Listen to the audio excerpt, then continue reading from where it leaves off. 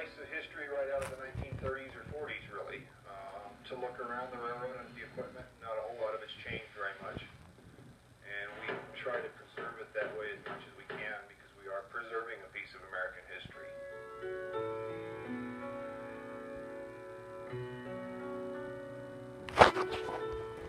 Really, you're taking a trip back in time. And I think you can feel like you're going back into the early 1900s.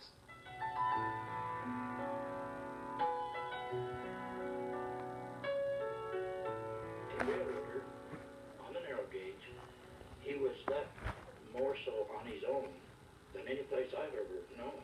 The responsibility for anything that came up fell right on his shoulders, and he had to make the decision. They took the bull by the horns and they done it.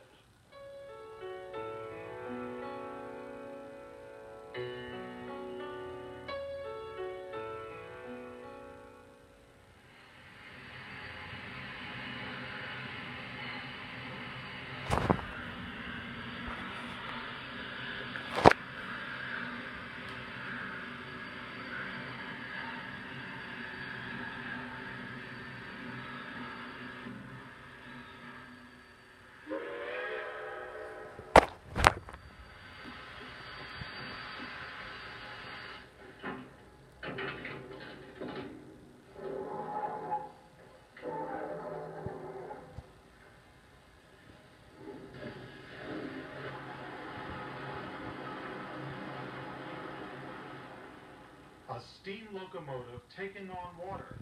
In the early years of the United States, this scene was common.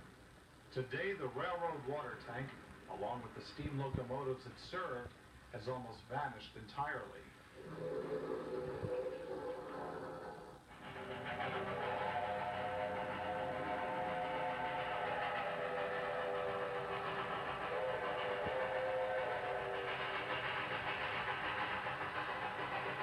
On the border of New Mexico and Colorado, there is a very unique railroad. A place where the past mingles with the present.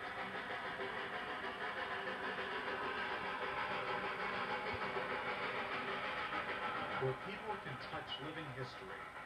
This is the story of the Cumbres and Toltec Scenic Railroad.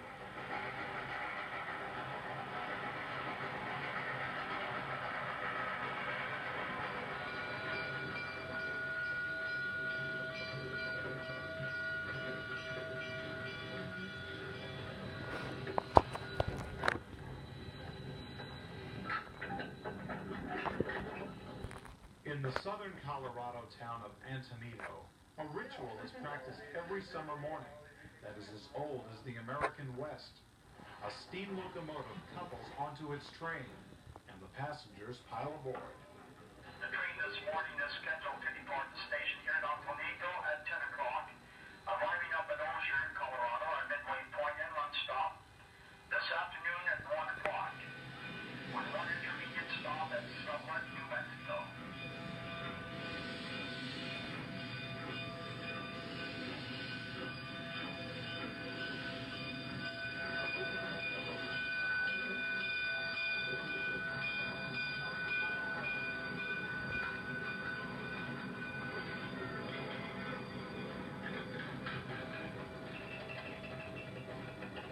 Upon departure from Antonito, the trains begin heading west.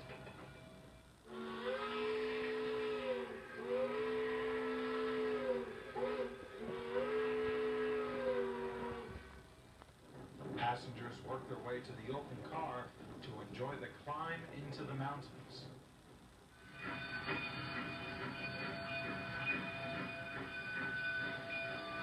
Even as the train from Antonito is underway, at the other end of the line in Cumbres, New Mexico, crowds watch the morning switching in preparation for one of the most famous trips in all of North American railroading, the 14-mile double-headed climb to the top of the Cumbres Pass. Cumbres is an old railroad town. The trains have always been a part of this small New Mexican community. In recent years, however, this sleepy area at the base of the San Juan Mountains has witnessed a new boom on the railroad. Every morning during the summer months, Chama is host to an invasion of tourists, each one eager to climb aboard and ride into history. Today's Cumbres and Toltec is a true Western monument. As is the case with many things of a historical nature, its beginnings can be traced to one person. In this instance, the railroad owes its very existence to General William Jackson Palmer. In 1870, General Palmer decided to build a railroad south from Denver to Mexico City, in the belief that he could open a great new trade artery between the United States and Mexico.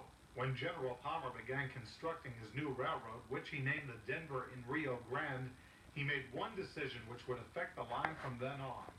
Palmer decided to build his railroad narrow gauge, with rails only 3 feet apart, rather than use the accepted standard gauge with 4 feet, 8 1/2 inches between the rails. The whole precept was based on the fact that narrow gauge construction was a good deal less expensive than standard gauge construction. And in those early days, the narrow gauge freight cars had very near the same capacity as standard gauge equipment did. You could carry essentially the same loads. You couldn't go as fast, but you could save money on the construction and initial capital investment. The Rio Grande began building south from Denver, down the front range of the Rocky Mountains, past Colorado Springs and Pueblo.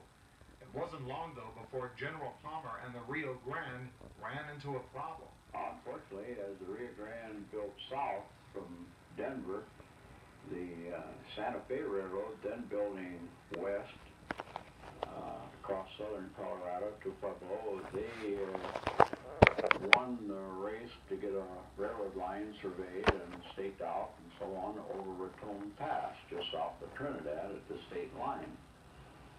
That foiled the general and his plans and forced the Rio Grande to head into the mountains. They still had ideas of going south. They planned to go down through the San Luis Valley. They were going to go south, bypassing Santa Fe by a few miles and on down to El Paso. But they got into a mostly a legal battle with the Santa Fe Railroad over building a line through the Royal Gorge. The Rio Grande won, but as one of the offshoots of winning, there was a general agreement made between 3 major companies that the Rio Grande would not go more than, I believe it was 100 miles south of Colorado. And the agreement permanently ended plans to go to El Paso and on to Mexico City. Suffering a major setback at the hands of the Santa Fe, the Rio Grande was able to bounce back rather quickly with the news that silver had been discovered in the San Juan Mountains. And from there on out, why, everything started booming. The San Juans opened up. They had survey crews and engineering parties out all over Colorado. They built railroads like it was going out of style. One of the new lines that the Rio Grande began constructing was a line to connect the booming mining areas around Silverton, Colorado, with the rest of the nation. From Alamosa, Colorado, the line worked south, splitting from the line to Santa Fe at Antonito and snaking its way to the summit at Cumbres Pass before dropping down the steep 4% grade into Chama, New Mexico. From Chama, the line went west to Durango, then north into the mountains and to Silverton.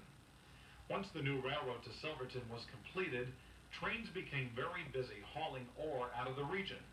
Business was going very well for the Rio Grande until the silver panic of 1893 hit. After the panic, silver prices began falling at an alarming rate. The railroad from then on had